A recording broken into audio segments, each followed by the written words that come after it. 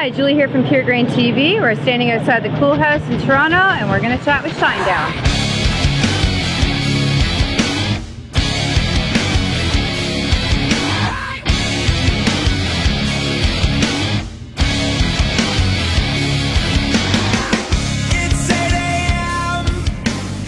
Hey, what's going on? I'm Barry.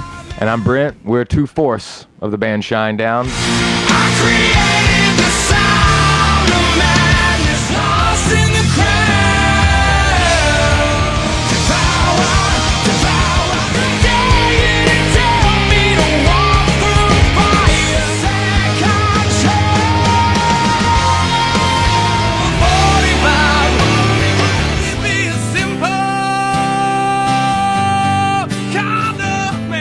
This is your fourth studio album.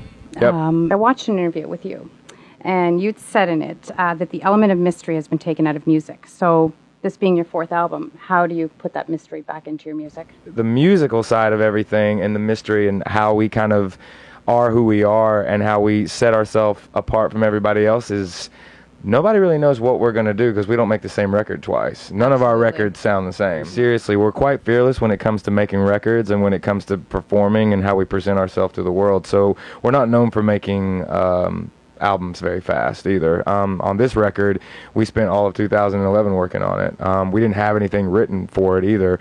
And that was kind of built by design. On the last album, we did write some other material outside of the record, The Sound of Madness, but they were for movies. There was one for Through the Looking Glass, for Tim Burton's rendition of the Alice in Wonderland movie, Right. and then The Expendables when Sylvester Stallone called us and asked us to do the song for his movie.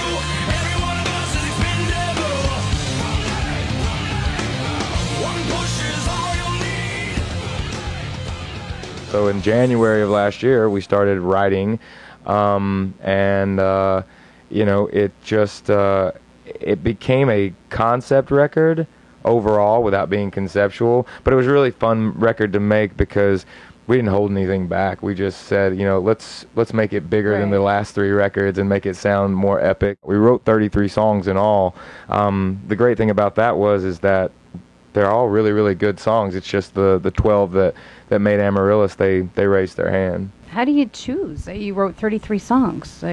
That's the easiest part, is choosing what's going to be on the record, because you want it to have a certain flow. Putting them in the order is the hard part. But getting down to that last 12, nice together. A lot of the stuff we've written in the past, just we kind of vault. We don't really let it out there because that was a different time period, and we might not have that same feeling for that song when somebody wants to use it. So for us, we really just kind of put it away. Maybe 20 years from now on the greatest hits, we'll release something. But yeah, picking the first, the 12 for the record is actually a really easy process. You always wonder, how do you know, they all become your babies, sort of, don't they? But obviously these 12 stood out a lot more than the other ones. So we want to do the best we can to make a record that we think the people would like to listen to front to back. I find all your albums are like that, actually. Thank you. Tell her when the album was actually finished.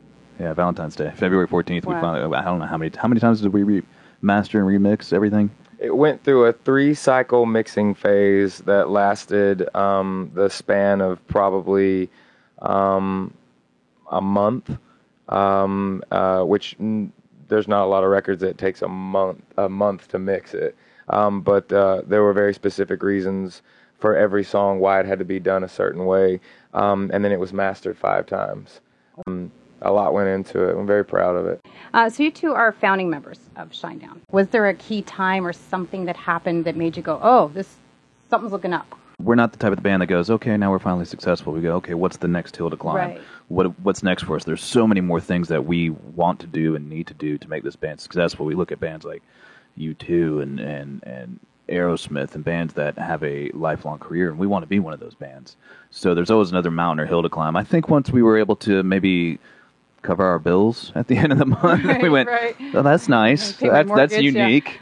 You know, I think for me, buying a house was definitely something I went, wow, I can actually afford to buy a house. That's special. That's part of growing up. So we're never successful. We're just successful to the point where what's going to be our next success. Rockstar Energy Drink Uproar Festival featuring Shinedown. We'll see you there. So you're basically finishing this tour, and then you're on that tour. Yeah, we're going almost straight into it. It's a pretty big production with a lot of wonderful bands. It's got Godsmack, Stained, Papa Roach, Adelita's Way, POD, a bunch of bands on there, and a whole side stage with even more bands, and I can't even remember. It's a big summer tour, and it's humbling for us to be headlining that festival, It's especially excellent. with those bands that we've opened up for all of them at one point in our career. And it's going to be a lot of fun. We're doing a whole nother stage setup. We're going to do a week rehearsals. There's going to be lots of flashing lights and wonderful things. It's going to be explosive.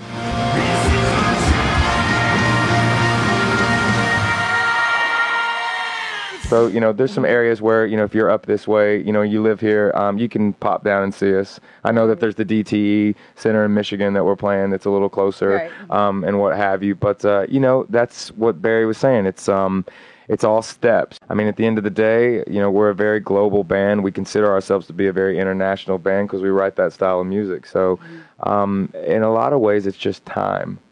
And then we're lucky as fans when you come in and play places like the Cool House here, where it's so intimate and you kick back and have a drink and you're right in front of us. I love this. Oh, it ain't It's gonna great. be intimate tonight. I'll tell you that. It's gonna be loud and in charge. Do you like doing the festivals with all the bands, and is that sort of a fun thing? It seems like summer camp for rock bands. Everybody's, hey, how you been? How's your family? All those types of things, because we're all doing the same job. We're all working just as Right. hard as the next guy. So for us, it's cool to do that. And one of the things I really like is when you get a festival and there's new bands on there. And I'm a drum nerd. I'm always trying to constantly learn. So to watch another drummer in a different band is always great. So for us, it's always a learning process, and the festivals are a lot of fun.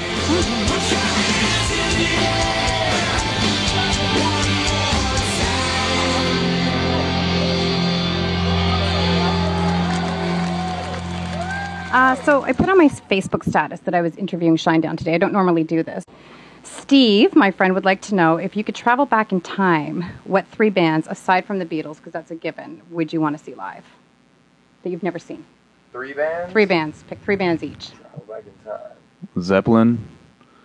I would like to see Otis Redding, and I would like to do that with Brent. Maybe we could go see Otis Redding in Ireland and have that drink if we went back and saw Otis Redding because he just happened to be in Ireland. That'd be awesome. And then let me think. What would be another band? I don't know who my third band would be. There's been so many great bands. I don't know. For me, I definitely would say Otis Redding because, and me and Barry would have to totally do that together. And just thinking like off the top of my head, that's a tough question actually.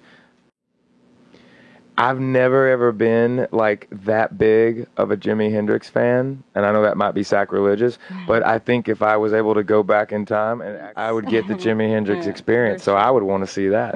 For sure. Do you watch Family Guy? Yeah. Absolutely. All right. It's a wonderful show. My friend Jennifer wants to know if we will ever see Shinedown do an unplugged show. Put them through the dirt till the words don't hurt. Can you hear me?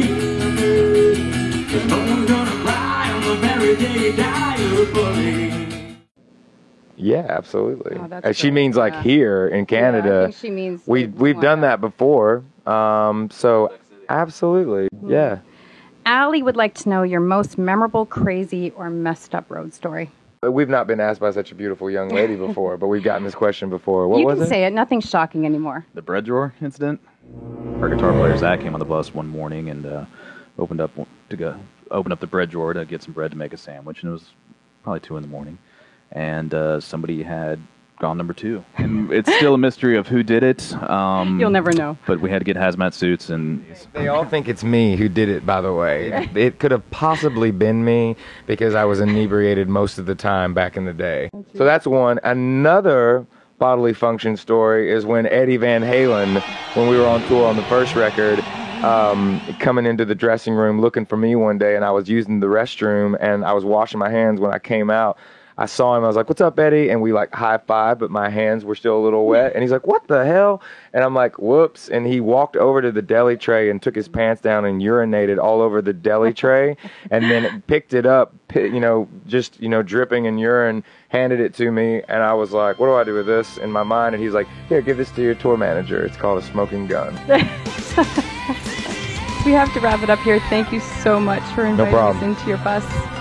Julie from Pure Grain TV. Thanks for watching. Put your hands in the air one more time.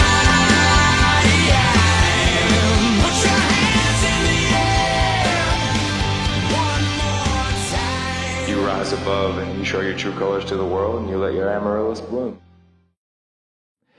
You're watching Pure Grain TV.